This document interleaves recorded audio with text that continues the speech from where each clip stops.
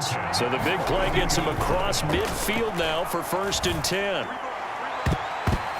Meanwhile, they take a shot to start the drive, but this is going to wind up incomplete. So now, Charles, to pick up the story we've been telling, John Madden at 42, he just completed a 10-year stint as the coach of the Raiders. He wants to step away a bit from the grind of coaching, but he doesn't want to step away from the game of football. So he ends up signing on with CBS in 1979 to try his hand at broadcasting. And a fight for it, and this is caught. It's caught indeed. Give him 32 on the play. We see this happen so often. If you're a defender, it's like watching a bad movie over and over. The pressure's good, forcing the quarterback out of the pocket. But it's a lot to ask for these defenders to stay plastered to receivers long enough. And sure enough, they let a man come open, and the connection leads to a big play. My first thought is surprise, because that's one of the better tight ends around, and I've seen him pull in balls like this before. But how about a little credit to the defense forcing that incomplete? And that is caught for an AFC touchdown. The 4th touchdown pass of the game for Tom Brady as his guys are able to extend their lead. Hello. Tim Brown found the end zone for 100 receiving touchdowns on the nose during his 17-year career. But think about how he got to those 100. Strong physically. Studied the heck out of the game. Superior route runner. And then when he caught the football, he turned into a running back, broke a ton of tackles in order to get those 100 touchdowns. And those 100 touchdowns led him to 9 Pro Bowl appearances.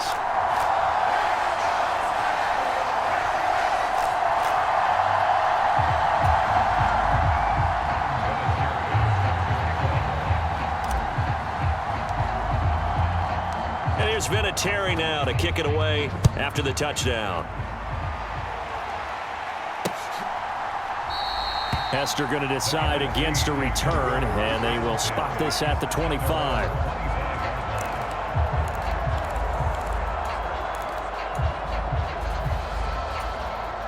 Ready to begin their next drive here, the NFC offense. And their deficit a little wider than it was at halftime. Does that touchdown a minute ago change the thinking here at all?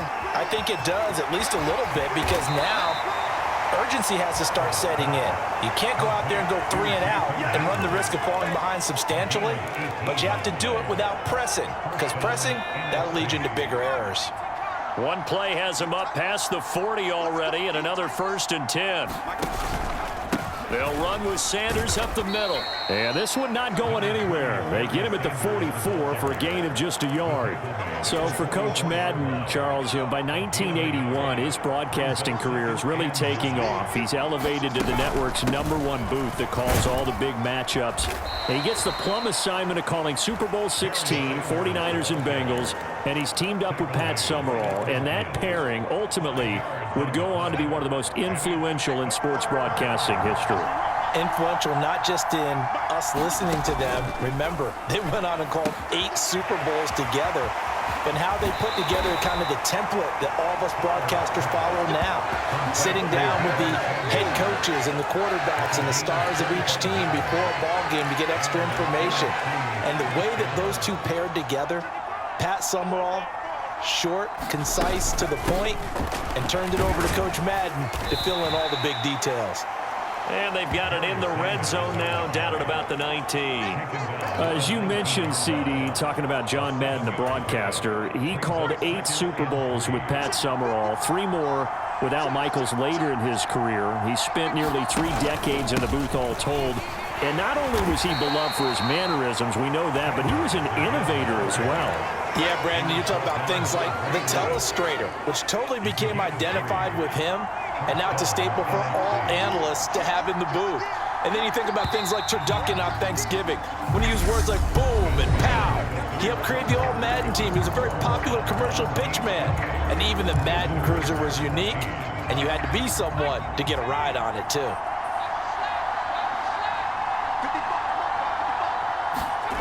First and 10, it's Favre. And this is caught by Witten, the tight end. Touchdown!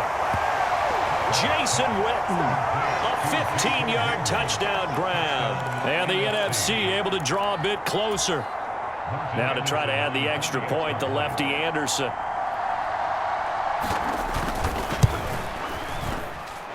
He's got it, and they're back within a touchdown at 28-21. So that drives 7 plays in length, and it was finished by the touchdown run from the 15. Taken in at the 3. And not much happening on the return as he'll get this to about the 23.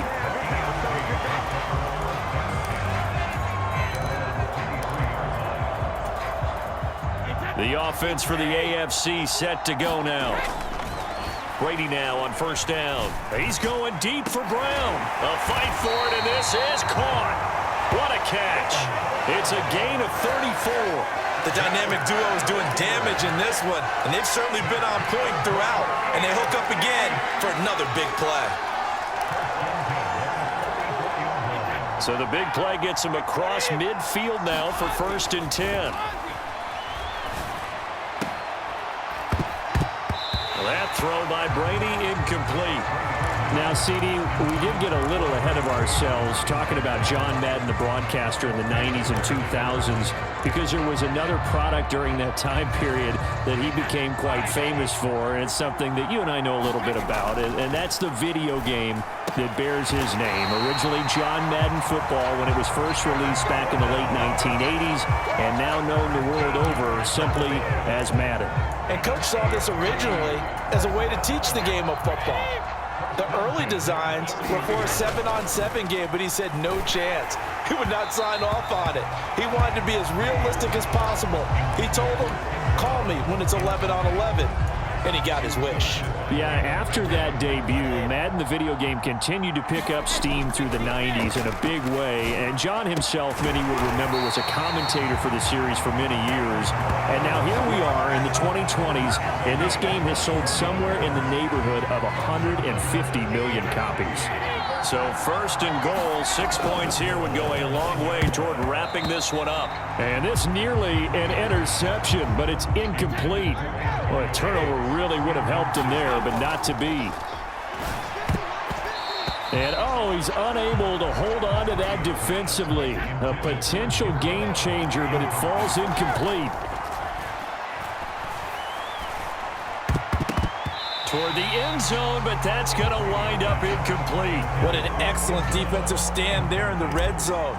Nice tight coverage. They certainly recognized how important it was to bring up 4th down here. And Vinatieri's kick is good. And that will extend their lead even further.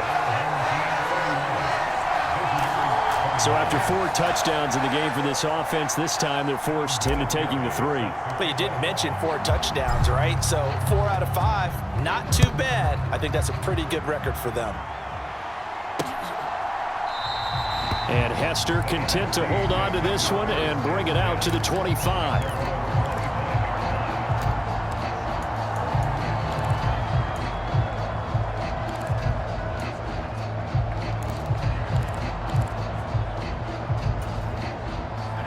The offense for the NFC ready to get their next drive started. The offense running out, and they are charged up, ready to go after reaching the end zone on their last drive.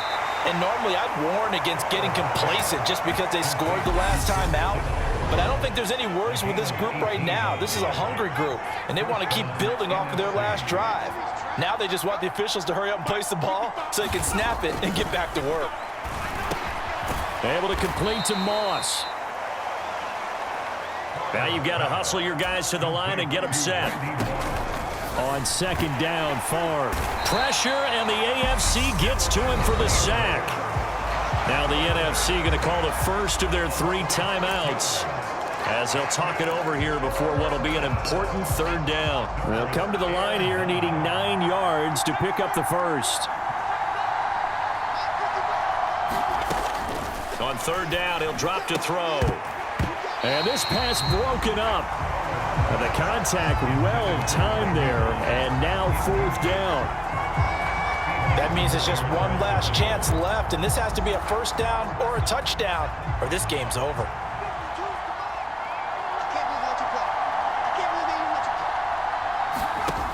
They'll try and throw for it with Favre. And it's incomplete. They cannot convert, and they turn it over.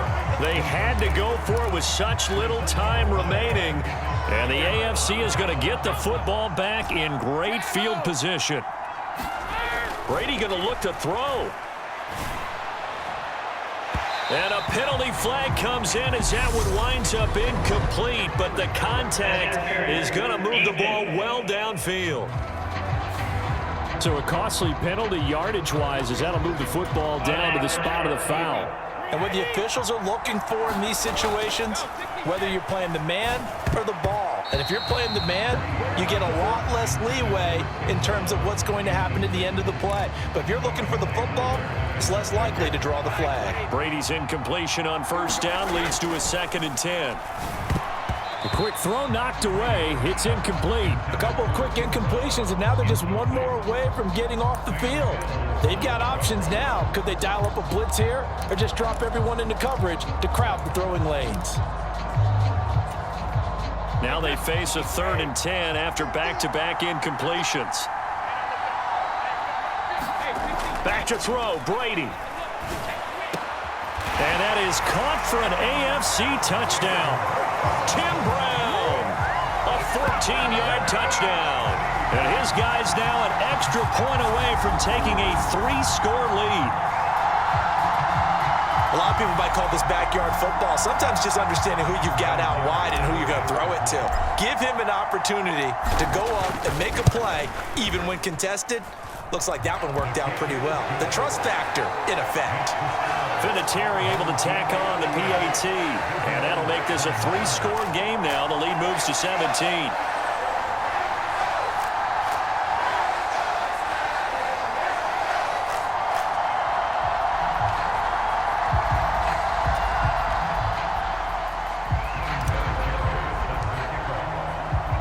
And here's Vinatieri now to kick it away after the touchdown. Hester going to decide against a return, and they will spot this at the 25.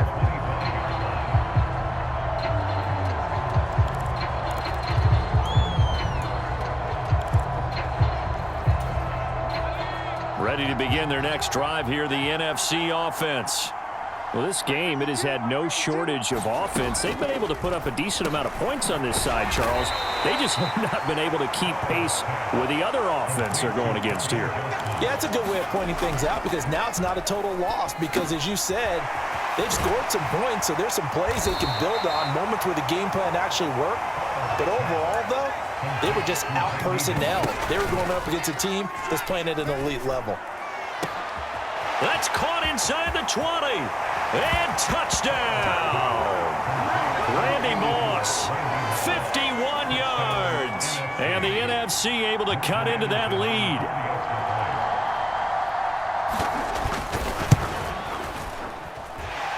Extra point by Anderson, up and good. And the lead is trimmed down to 10. So a 75-yard scoring drive on just 3 plays. And it's finished off by an NFC touchdown. And the AFC is going to cover this up, and that should do it. They knew they needed a miracle. They had to have that onside kick. They didn't get it. Well, as we knew, even before they put the toe to the leather on that one, their chances of getting that done, slim and none.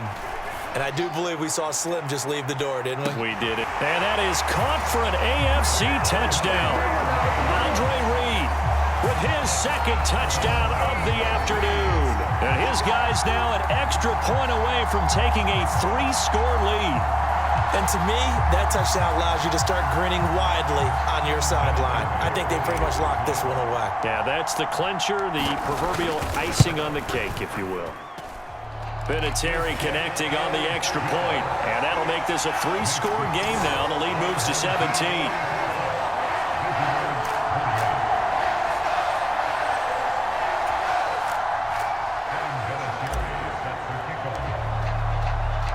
And here's Vinatieri now to kick it away after the touchdown. And Hester content to hold on to this one and bring it out to the 25. The offense for the NFC ready to get their next drive started. They're down big here late. I don't know. You just one last drive here for pride. Some people like